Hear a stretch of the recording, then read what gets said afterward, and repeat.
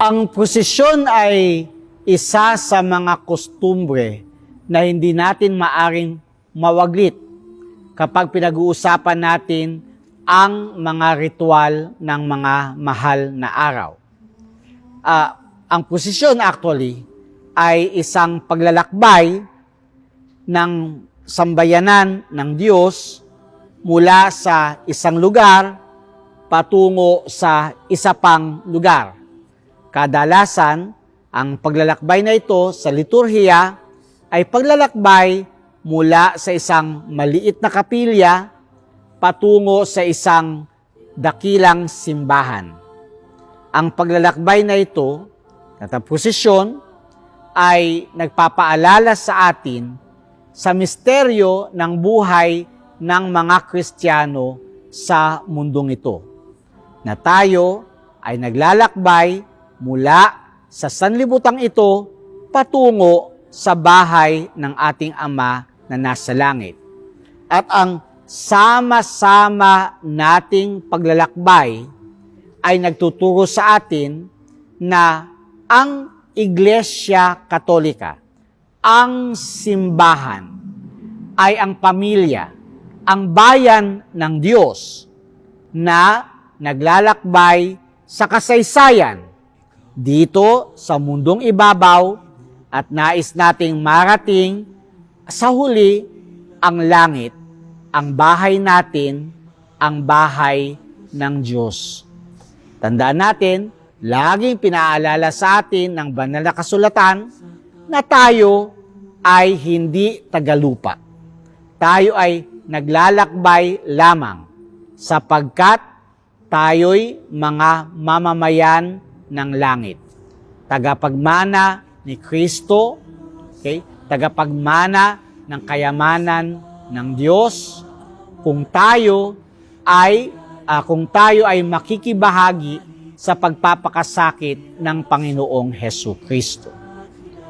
Ginamit ng mga Kastila ang prosesyon bilang isang mabisang pamamaraan para ikwento sa mga tao ang buhay ng ating Panginoong Hesukristo.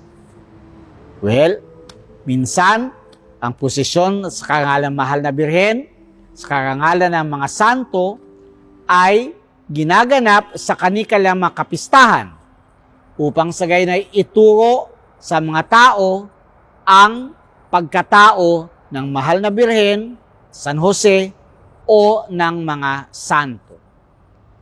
Pero sa mga mahal na araw, ang tampok ng mga prosesyon ay number 1, ang prosesyon ng mga palaspas, okay?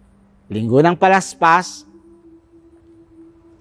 at ikalawa ay ang prosesyon ng Miyerkules Santo, ang ikatlo ay ang prosesyon ng paglilibing, ikaapat ay ang prosesyon ng solidad, at ang ikalima ay ang salubong. Okay? Ito yung mga prosesyon na pinagdiriwang sa loob ng mga mahal na araw, ang Semana Santa. Pag-usapan natin ang prosesyon ng Miyerkules Santo. Ito'y isang, sa kinasamang palad, isang tradisyon na unti-unti nang namamatay. Bakit? Well, kasi sa ating makabagong panahon, kadalasan, ang Miyerkules Santo ay ito ay araw pa ng pagtatrabaho sa mga lungsod. Kaya nga, lalo tigit sa lungsod, sa mga syudad, medyo nahihirapan na may pagpatuloy ang tradisyon ng prosesyon ng Miyerkules Santo. Pero sa mga lalawigan, ito'y isang tradisyong buhay na buhay. Ano ang nangyayari sa prosesyon ng Miyerkules Santo? Well, ito ay prosesyon na gumugunita sa pagpapakasakit ng ating Panginoong Hesukristo. Kinatatampukan ito ng mga andas na pinapasan ng mga tao o kaya mga karosa na hinihila ng mga tao, at doon ay mayroong mga tinatawag na pasos. Ano nga pasos?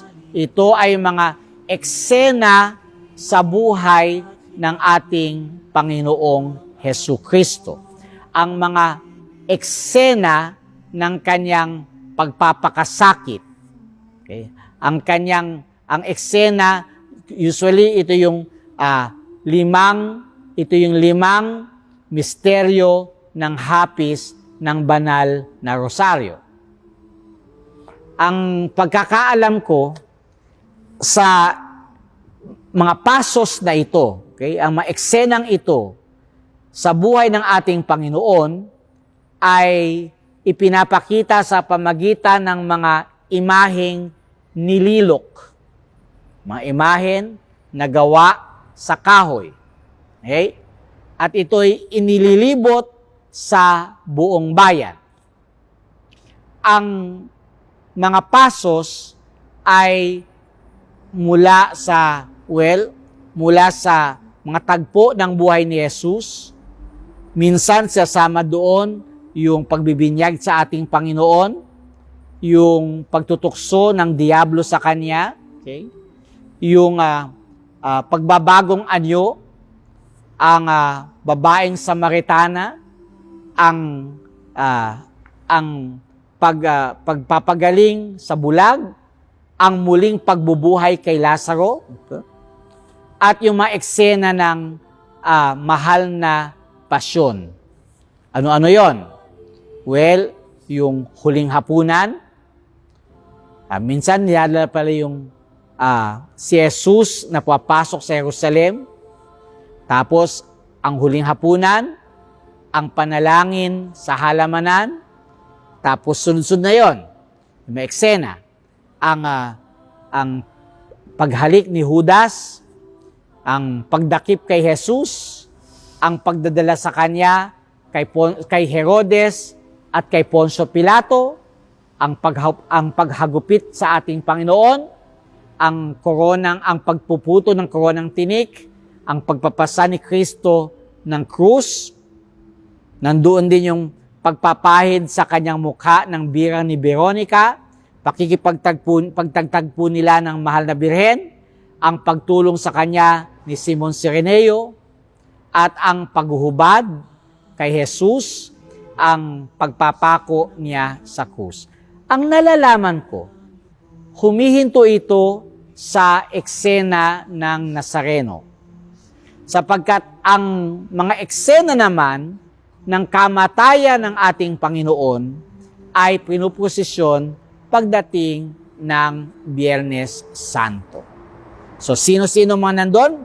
Maliban sa bukod pa sa mga pasos, mga eksena ng buhay ng ating Panginoon, nandun din si San Pedro, ang apostol na siyang unang Santo Papa, nandoon si Veronica na sa ibang mga lugar, ang birang niya ay nakatiklop pa. Okay? Hindi pa ito nakalahad. Mayroon isang napakagandang kostumbre sa Paite, Laguna, na kung saan sa Miyerkules Santo ay nagaganap ang encuentro o yung salubong. 3 salubong yon. Una ay ang pagsalubong ni Veronica sa ating Panginoon sa Nazareno na may hawak na may tanga na krus. At ang maganda sa Paite, gumagalaw ang mga imahe na iyon. At pupunasan ni Veronica ang mukha ng Nazareno. Ang ikalawang tagpo ay ang pagtatagpo ng mahal na birhen at ng Panginoong Hesukristo.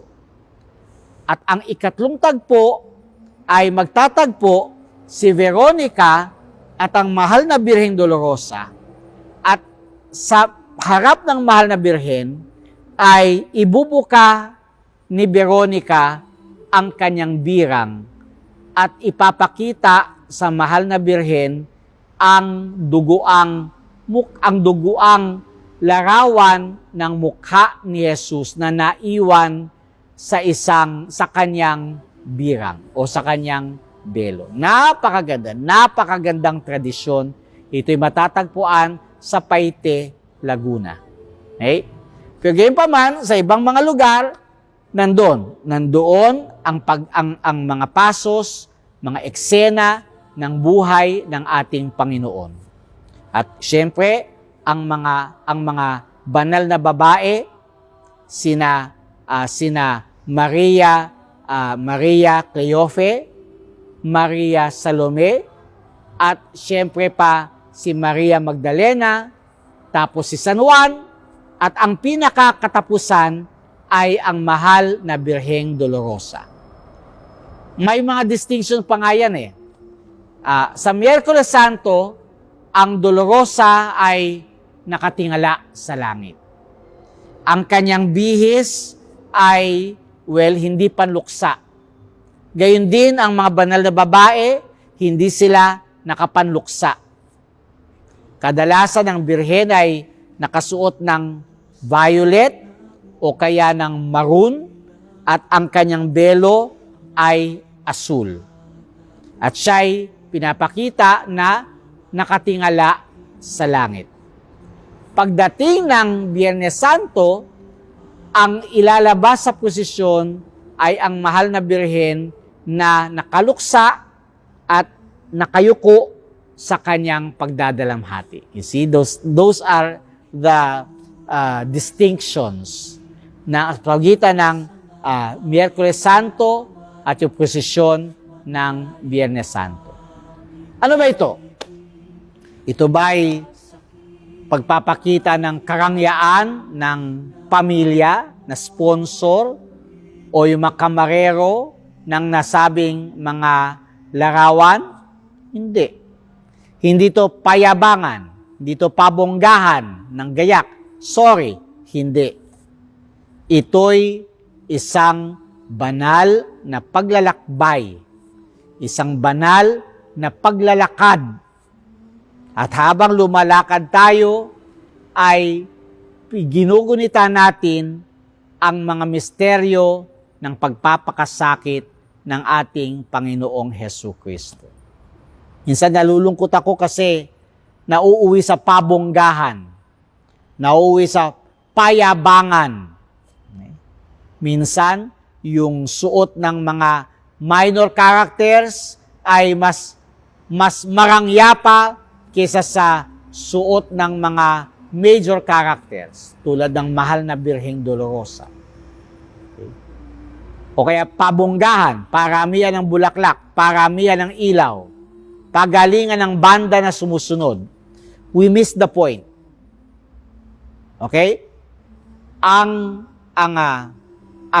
posisyon ng Miyerkules Santo ay posisyon ng pagninilay sa mga pagpapakasakit ng ating Panginoon. So, mga taong nanunood, okay, nakikita nila sa kalangharapan, unfolding ang mga misteryo ng buhay ng Panginoon. Alam po ninyo, ako'y lumaki sa Malabon. Sa Malabon, ang Malabon ay kilalang-kilala sa kanilang posisyon. Doon, natatandaan ko, ako'y maliit na bata, kasama ko ang mga lola, ang mga tiya ko, nanunod kami sa posisyon, at habang dumadaan ang mga pasos, ay nagkwekwento ang tiya ko kung ano ang ibig sabihin o kung ano ang ginugunita ng eksenang iyon. Bago pa man din ako natutong magbasa ng Biblia. Okay? Bago pa ako natutong magbasa ng Biblia, ang makwento ng pagdurusa ng Panginoon ay naikwento na sa akin sa pamamagitan ng prosesyon ng Biyernes Santo. Kaya po sana po, huwag nating pabayaang mamatay ang debosyong ito. Huwag nating pabayaang mamatay ang kustumbre ng prosesyon ng Miyerkules Santo. Dahil ito ang isa sa pinakamabisang pamamaraan ng pagtuturo, lalo tigit sa mga bata, tungkol sa mga misteryo ng buhay at pagpapakasakit ng ating Panginoong Hesukristo. Lalo tigit sa ating kapanahunan na kung saan ang ating mga kabataan ay bombarded ng maraming mga visuals. Okay? Napakaganda na ikwento natin sa kanila sa pamagitan ng prosesyon ng Miyerkules Santo ang malaking pag-ibig ng Diyos na nagbigay sa atin ng kanyang bugtong na anak para magdusa at mamatay para sa ating kaligtasan.